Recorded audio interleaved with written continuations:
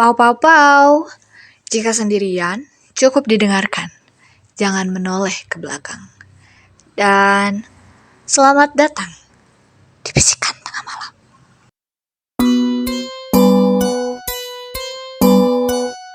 Halo semuanya, selamat datang di podcast Sabda Juara 910. Kita masuk ke episode 2 nih. Kayak biasa, Ayi kali ini juga nggak mau identitasnya disebutin. Jadi Kapten Samarin. Kejadiannya masih berlatar di Pulau Jawa. Ada apa dengan Pulau Jawa? Oke, jadi ada satu keluarga yang terdiri dari ayah, ibu, kakak cowok, dan adik cewek. Mereka ini pindahan dari luar kota ke desa tempat mereka tinggal sekarang. Ceritanya cukup susi menurut Kapten. Jadi pemain utama kita, si anak cewek, anak ini suka baca novel, baca komik, dan emang nolep anaknya di kamar mulu. Umurnya itu setingkat sama anak SMA kelas 11, jadi sekitar 16 atau 17 tahunan. Dia ini punya keluarga yang emang cukup peka sama hal kayak gitu. Kalian pasti ngerti lah, soalnya ini podcast horor, bukan cinta-cintaan. Hari Jumat nih tepatnya, ayah sama kakak cowoknya lagi keluar kota, katanya mau ngambil barang. Di rumah tuh kesisa anak cewek sama ibunya. Pas hari Jumat tuh keadaan rumah biasa aja, tapi pas malam Sabtu, mulai nih ada yang janggal. Anak cewek ini kan lagi goleran di kamarnya. Kebetulan kamar si anak cewek ini belum pakai pintu, jadi masih pakai tirai gitu. Dia lagi rebahan di kasur sambil baca novel. Posisi kepalanya nih ngehadap ke lawang pintu, jadi dia bisa lihat dari bawah tirai kondisi di ruang tengahnya kayak gimana. Kebetulan kamarnya ini juga ada di ruang tengah. Tiba-tiba aja tuh ya, dia lihat kaki jalan ke kamar mandi. Pikirannya emang masih positif, soalnya kan di rumah emang ada ibunya juga. Lanjut lagi lah dia baca novel, setelah ngedengar suara keran air dibuka dari arah kamar mandi. Beberapa detik kemudian, dia ngerasa hawanya tuh beda.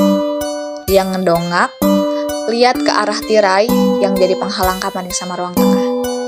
Di sana, dia lihat mamanya lagi miringin kepala, mukanya pucat pasti, natap lurus ke arah dia. Anak cewek ini bilang dong, "Bu, apa-apaan sih ngagetin?" Nah, ibunya malah nanya, "Belum tidur." Suaranya tuh serak, parau kayak orang habis bangun tidur. Di sana tuh posisinya keran air kedengeran masih dibuka. "Belum ngantuk?" jawab anak cewek ini sambil langsung liatin novel lagi. Sibuk baca padahal enggak, dia panik di sana. Enggak berserang lama tuh anak cewek ini lihat lagi ke tirai. Kalau ternyata aja ibunya udah enggak ada di sana. Langsung lah dia berdiri. Abis berdiri dia sibak tirainya dan lihat ibunya keluar dari kamar mandi yang jaraknya cukup jauh dari kamar dia. Terus ibunya nanya, "Belum tidur, Dek?" Anak cewek ini panik dong, makin panik gitu. Kan tadi ibunya juga nanya, kenapa nanya lagi? Langsung lah ditanyain balik sama anak cewek ini. Kan tadi ibu udah tanya kayak gitu ke adek.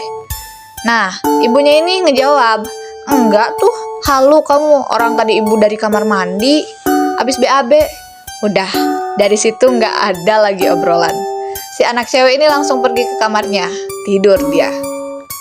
Berselang beberapa hari setelah kejadian itu, ini kejadiannya siang bolong, pas hari Selasa.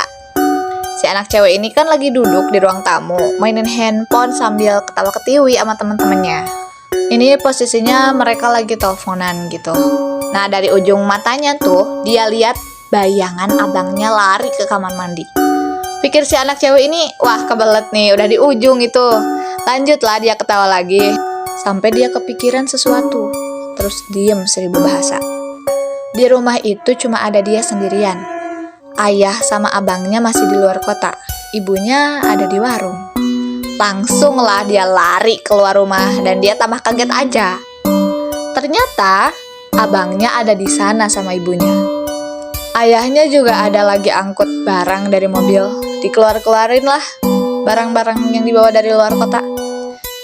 Setelah kejadian kayak gitu, awalnya anak cewek ini gak berani cerita sama keluarganya. Tapi lama-kelamaan gedek juga kan.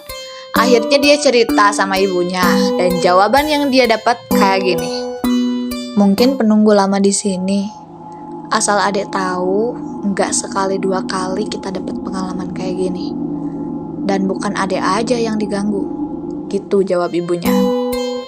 Well done guys. Kapten nggak bisa nyelesain kejadian horor ini karena hanya sekian yang dapat diceritain.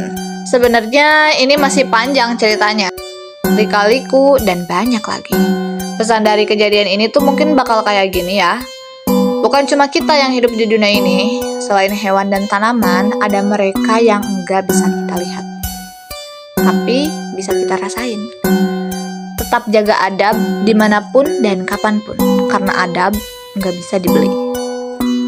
Sekali lagi jangan takut dan parnoan, karena kita lebih kuat dari mereka.